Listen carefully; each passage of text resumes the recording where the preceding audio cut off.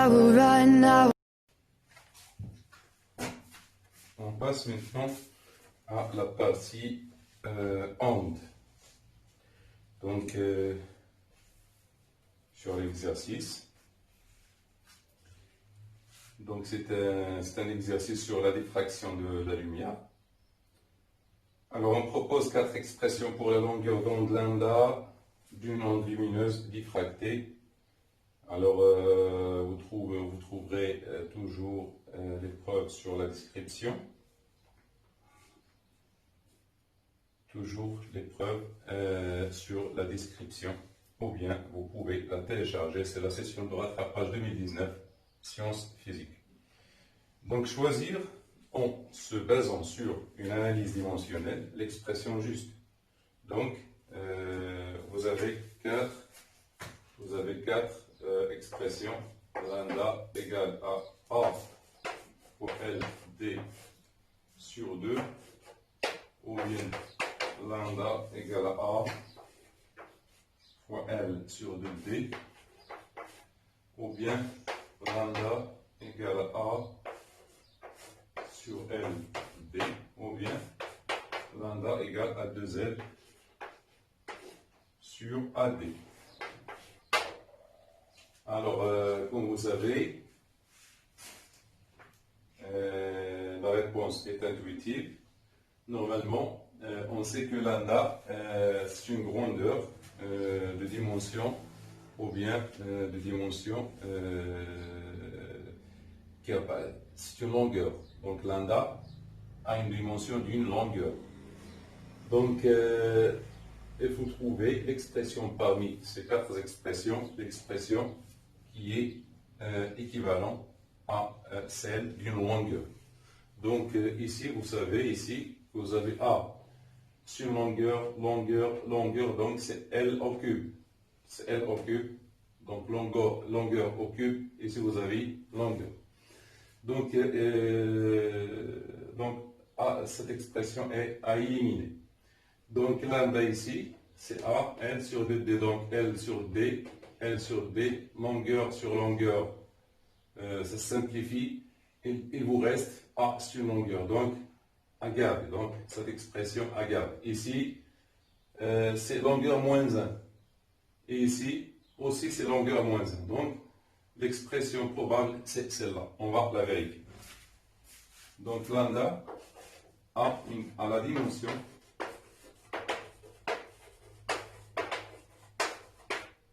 d'une longueur.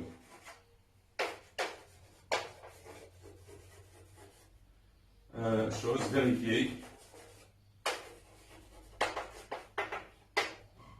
par l'expression 2.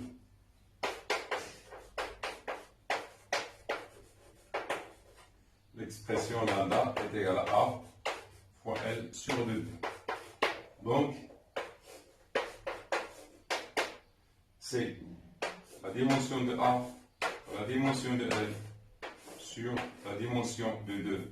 Donc, c'est 2 sur la dimension de 2. 2, c'est une constante. Donc, longueur donc, est égale à L au carré sur L est égal à L. Donc, c'est l'expression 2. Donc, c'est cette expression qui est exacte. Ça se voit.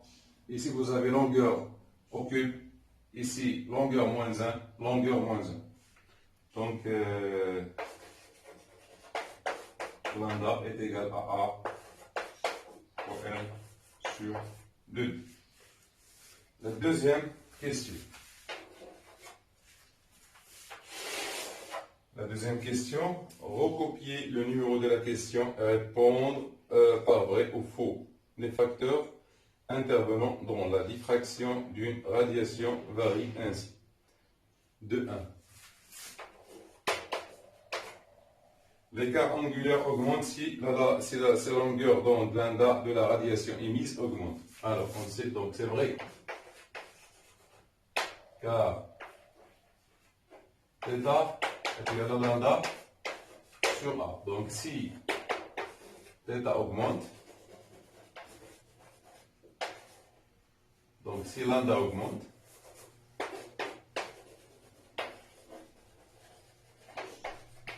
implique θ augmente aussi. θ augmente dans le même sens. Donc θ et lambda varient dans le même sens. La longueur de la tâche centrale est proportionnelle à la longueur de A de la fonte. Donc, c'est faux. Car, on a lambda, à quoi est égal? Est égal à 2, est égal à A fois L sur 2D. C'est faux, car lambda est égal à A fois L sur 2D. Ce qui implique que L, à quoi est égal? Est égal à 2 lambda D sur A. Donc, si la largeur de la fente augmente, elle sera petite, diminue. Donc, elle varie inversement, donc, ou bien inversement proportionnel.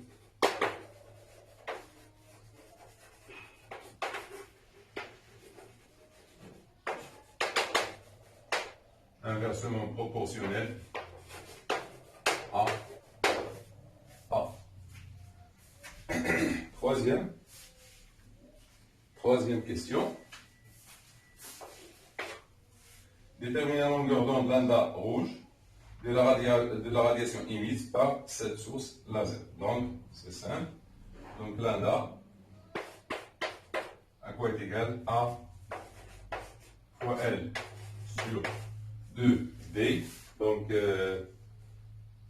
le calcul, donc c'est 0,3 10 à la puissance moins 3 fois 8,5 10 moins 3 divisé par 2 fois 2. On trouve lambda rouge. À quoi est égal? C'est 6,300 10 à la puissance moins 7 mètres, qui est égal à 637,5 nanomètres. Donc, la quatrième et dernière question.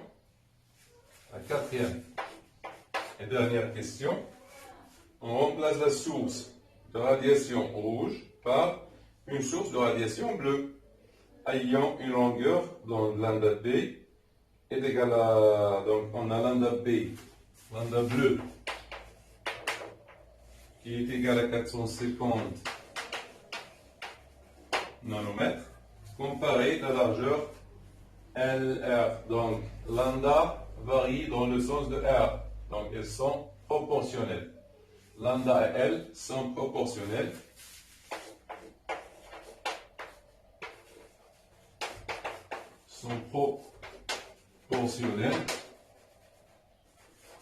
Donc, puisque lambda rouge est supérieur à lambda bleu, alors lambda, L rouge sera supérieur à L bleu.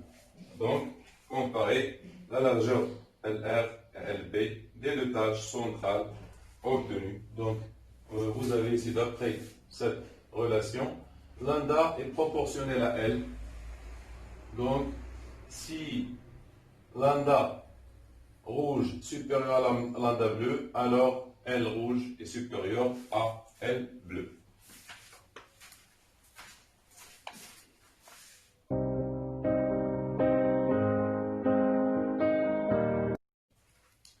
On passe maintenant à la partie électricité. Donc, l'exercice porte sur un circuit. Dans sa première partie, on porte sur un circuit RL constitué d'une bobine réelle d'inductance L et de résistance propre R et un conducteur ohmique de résistance R. On vous donne ici deux courbes, 1 et 2, sachant qu'à t est égal à 0, on ferme K. On vous demande de vérifier ou bien de déterminer la courbe qui représente R. On vous demande quelle est la courbe parmi les courbes 1 et 2, la courbe qui représente UR. Donc c'est très facile. Dans ce cas de question, il faut toujours revenir aux conditions initiales. Sachant qu'à t est égal à 0, on ferme K, c'est-à-dire à t est égal à 0, on n'a pas de courant. Avant t est égal à 0, K était ouvert, donc pas de courant. Lorsqu'on ferme, l'instant où on ferme, toujours I est égal à 0. Donc, premièrement,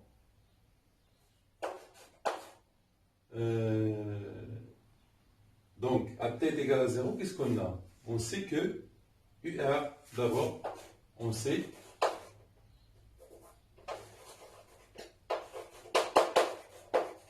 que UR de t est égal à RI de t. Toujours. RI de t. Et I de 0 est égal à 0.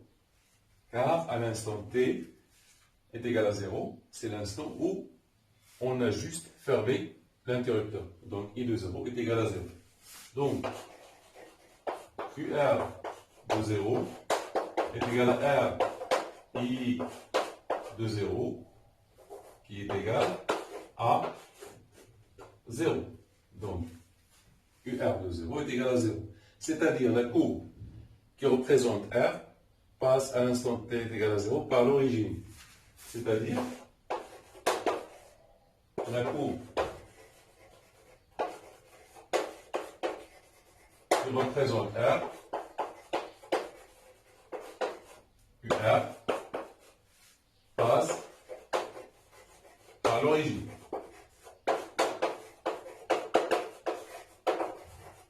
Donc, la courbe qui passe par l'origine, c'est la courbe 2.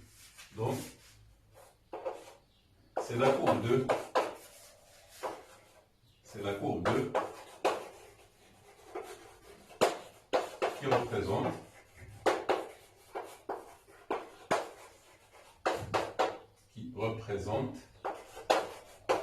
UR. Voilà. La deuxième question vous demande de démontrer que l'équation différentielle vérifiée par la tension UR.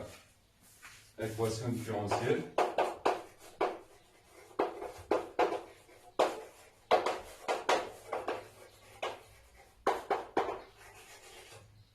vérifiée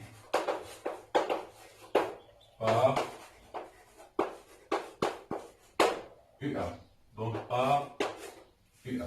C'est la même chose. Vérifié par I ou vérifié par UR, ça revient en même. Parce que UR est proportionnel tout simplement à I. Donc, on a, ici on a UR plus UB est égal à E. Donc, UB plus UR est égal à E. UB à quoi est égal? C'est une bobine réelle. Donc, il est constitué d'une inductance propre et d'une résistance propre. Donc, c'est L VI sur VT plus RI plus UR est égal à 1. Il ne faut pas toucher à UR car on nous demande de donner l'équation différentielle vérifiée par UR. Donc, on laisse UR. On a I à quoi est égal I? I est égal à quoi? Est égal à UR sur R, ce qui implique que DI sur DT, tout simplement, c'est 1 sur R fois DUR sur B. Donc on remplace, donc c'est L sur R fois DUR sur DT plus RI. I, donc c'est R sur R fois UR plus UR qui est égal à E.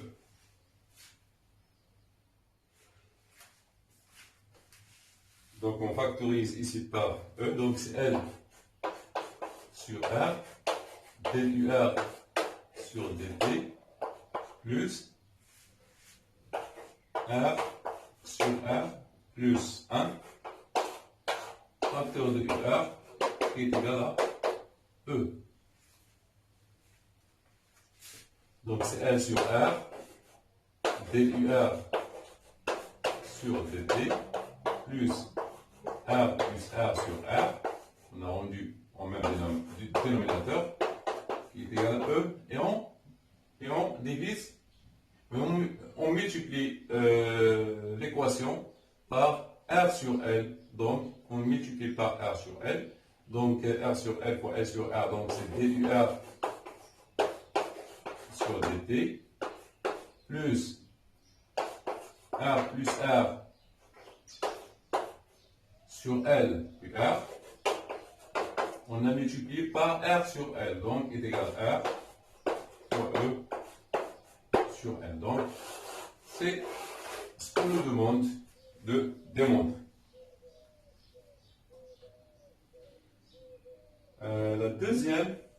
La troisième question. Donc, en déduire qu'en régime permanent, la tension au bord du conducteur ohmique a pour expression UR est égal à R fois E et la réalité. Donc 3. En régime permanent,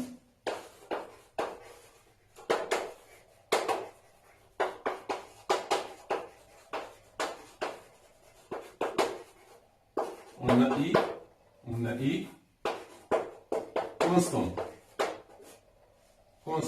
Donc, le régime permanent ici, vous voyez que I est constante, et du coup, on a dit que I, si I est constante, UR, elle aussi, elle est constante. Donc, I constante, donc UR est constante. I constante, donc, de même, UR est constant.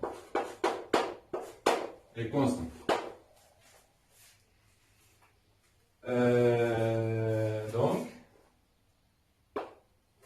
ce qui implique que DUR sur DT égale à 0. Donc, on remplace ici. Donc, ça revient. Donc, DUR sur DT, elle est égale à 0. Donc, R plus R sur L fois UR, c'est-à-dire au régime permanent, c'est-à-dire cette valeur, oui, UR est égal à quoi? Est égal à E, R fois E sur R fois E sur L. On obtient UR à quoi est égal? Donc, si on simplifie par UR, donc UR à quoi est égal? UR, elle est égale à R sur R plus R fois E.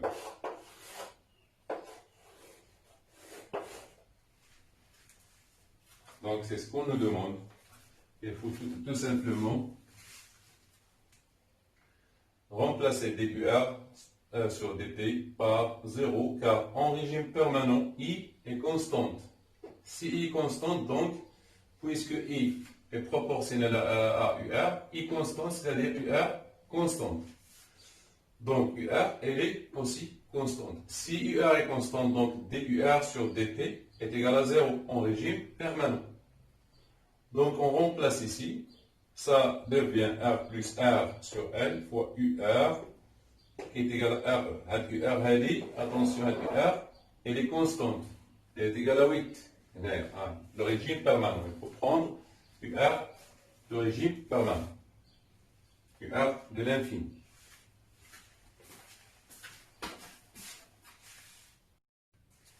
Alors, la quatrième question, on nous demande de calculer la résistance de la bobine, sachant que UR en régime permanent s'écrit de cette façon. Donc, R plus R, à quoi est égal à R fois E sur UR. UR هو اسمني.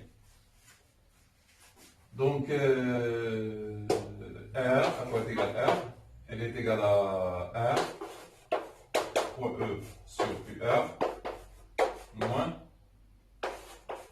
R. Donc, R à quoi est égal? Égal à R, facteur de E sur UR moins Z. Voilà. Application numérique en régime permanent.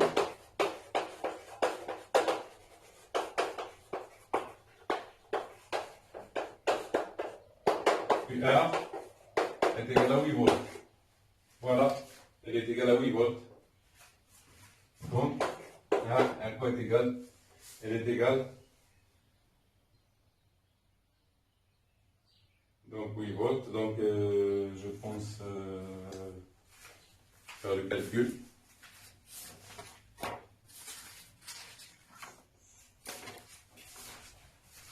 Donc, elle est égale à 40. Facteur de 10 sur 8 moins 1 qui est égal à 10 ohms. Alors, la deuxième question, ou bien la cinquième question, déterminer graphiquement la valeur de la constante de temps lambda. Cinquième.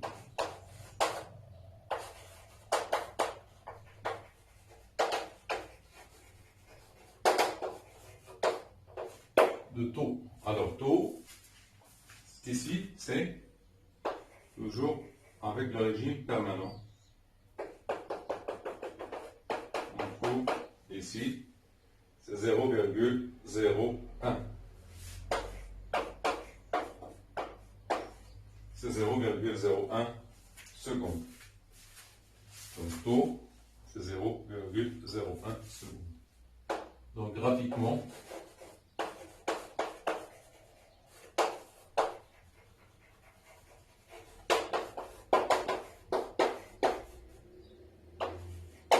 secondes. Vérifie que L est égal à 0,5 Henry. Donc, on vérifie que, donc ici c'est la constante du temps. La constante du temps, c'est, on sait que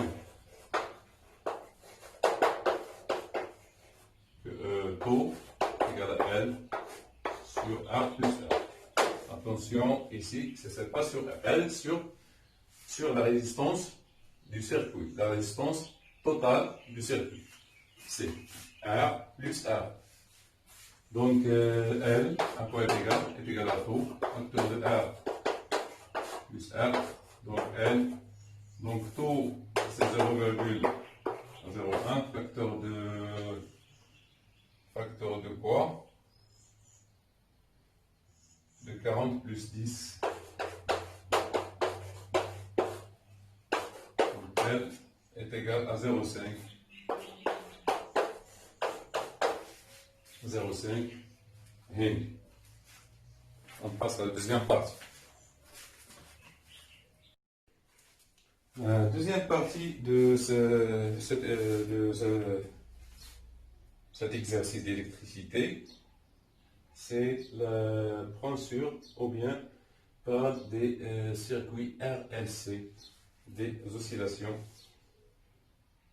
Donc, comme vous l'avez vu sur l'exercice, on vous donne ici deux courbes qui représentent un régime que vous connaissez bien, et on vous demande quel régime correspond au cours de la figure 4. Exactement, c'est le régime pseudo-périodique, car les oscillations sont amorties. Le régime, donc deuxième partie,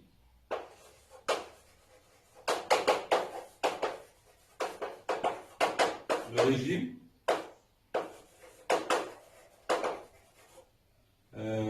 est pseudo-périodique.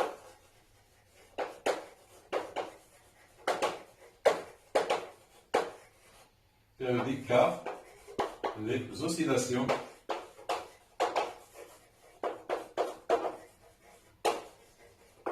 sont amorties.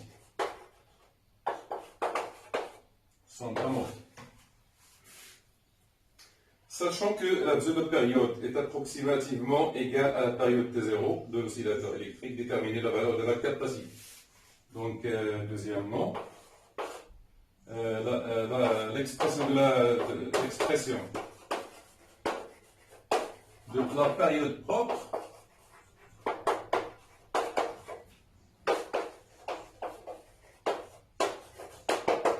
est T0, quoi est égal à 2 pi, la racine de L, C. Et comme la pseudo-période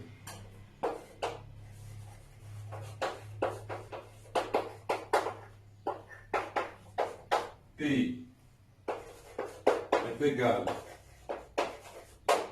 à la période propre, à T0, alors T est égal à 2 pi, la racine de LC. On peut tirer C de cette expression. Donc, T au carré, à quoi est égal? Est égal à 4 pi carré fois LC, ce qui implique que C est égal à quoi? Est égal à T au carré, ou bien T0 au carré. C'est T au carré ou T0 au carré. Donc ici, c'est T0 est égal à T. T0 est égal à T est égal à 2 pi, la racine de LC. Donc c'est T0 au carré sur 4 pi carré fois L. Donc l'application numérique, on trouve à peu près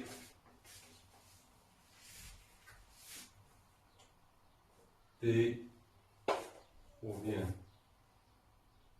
Donc d'après la figure,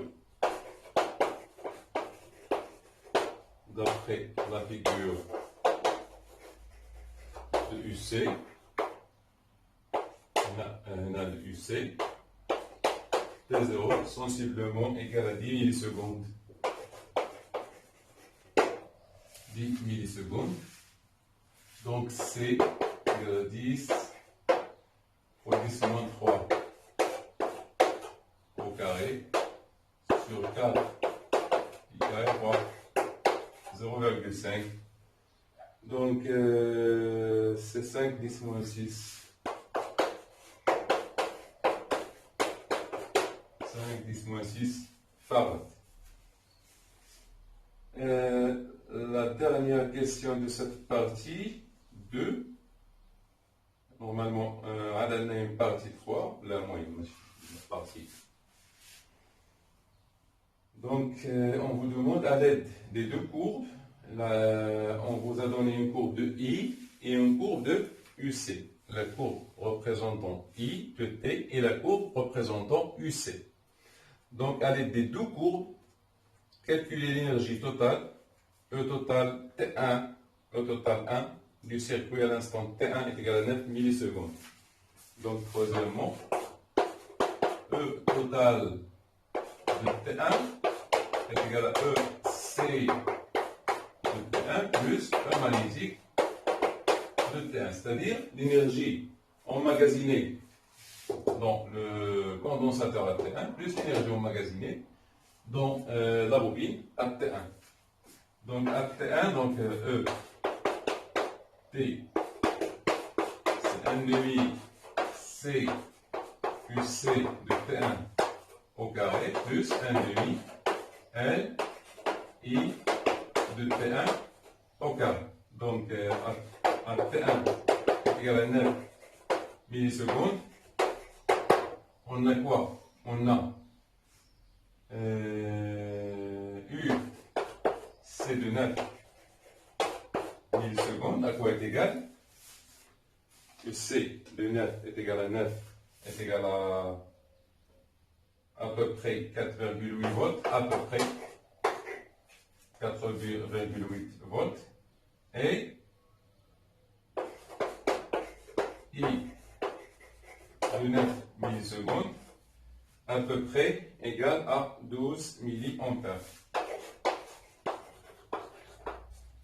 Donc, on peut calculer donc E total de T1 égale à 1 demi. C, c'est 5, 10 moins 6 fois quoi? Fois 4,8 au carré plus 1 demi. L, c'est 0,5 fois 12, c'est-à-dire 12, 10 moins 3 au carré. E total de 9 millisecondes. On trouve à peu près 9,36 10 moins 5.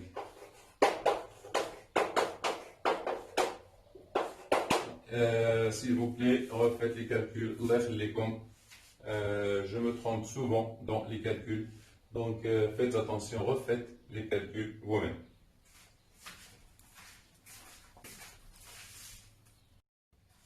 Alors on passe à la dernière partie de cet exercice d'électricité et qui porte sur la notion de modulation.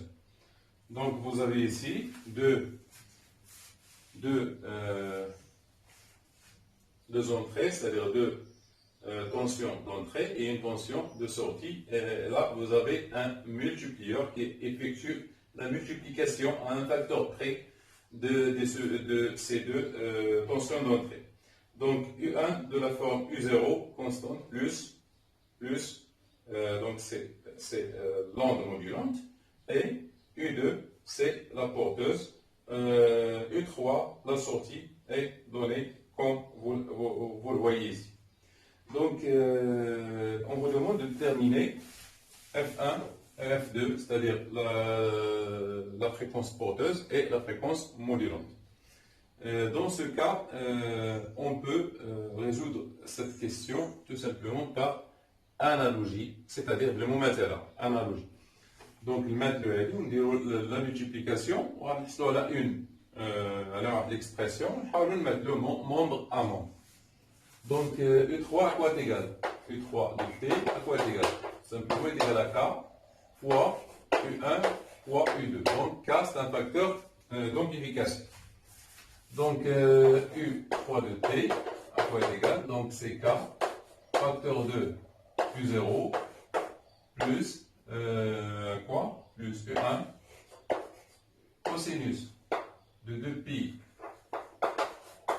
F1T fois U2 cosinus de 2pi F2T. Donc U3 de T égale à K pour U2, facteur de quoi?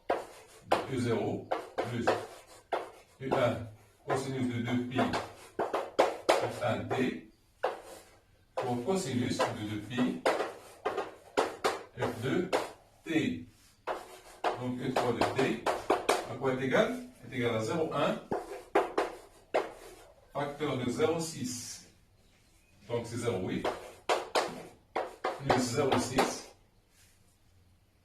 cosinus de quoi? Donc on commence par 0,6. Donc c'est 0,6 cosinus de 2pi 10 à la puissance 4 T plus 0,8 plus 0,8, le tout pour cosinus de 6pi fois 10 à la puissance 5 T. Donc, par analogie, vous avez KU2 est égal à 0,1, U0 est égal à 0,6, est égal à U1, oui, et 0,8 est égal à U2. Donc, par analogie,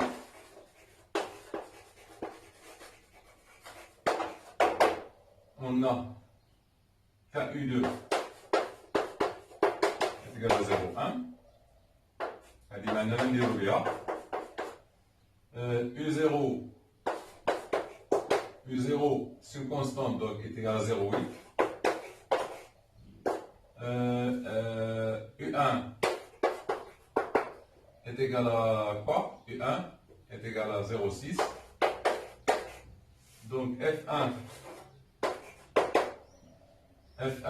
est égal à quoi? 2, c'est 10 à la puissance 4. 4 Hertz. Et F2, F1 c'est, il y a FM, il y a F modulum. Hein? Il y a F modulum. F1 qui est égal à F modulum est égal à 10 à la puissance 4 Hertz. Et FP, F2 qui est égal à FP, qui est égal à quoi? Donc 2P, donc c'est 3 fois 10 à la puissance 5 Hertz. Donc, calculer, déterminer FP de l'onde et de. Oui, voilà. Donc, par analogie, un A, donc FM et FP. Deuxièmement, calcul le taux de modulation. Calcul de M. M à quoi est égal? Est égal à quoi? Il est égal à U0. C'est 0,6, c'est-à-dire c'est U1 sur U0. C'est 0,6 sur 0,8. Donc M, 0,6 sur 0,8.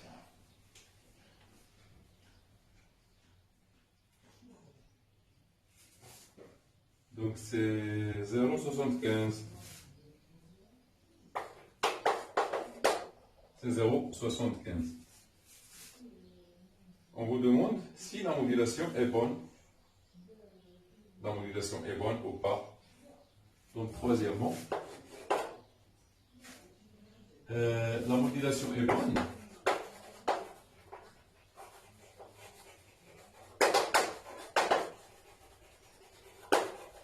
Si et seulement si M est inférieur à 1 et Fp supérieur ou égal à 10 F1 10 supérieur à 10 Fm.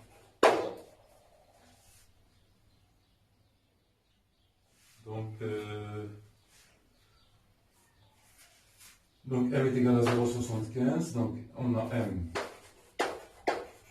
inférieur à 1 et Fp supérieur ou égal à 10 Fm, ce qui implique modulation bonne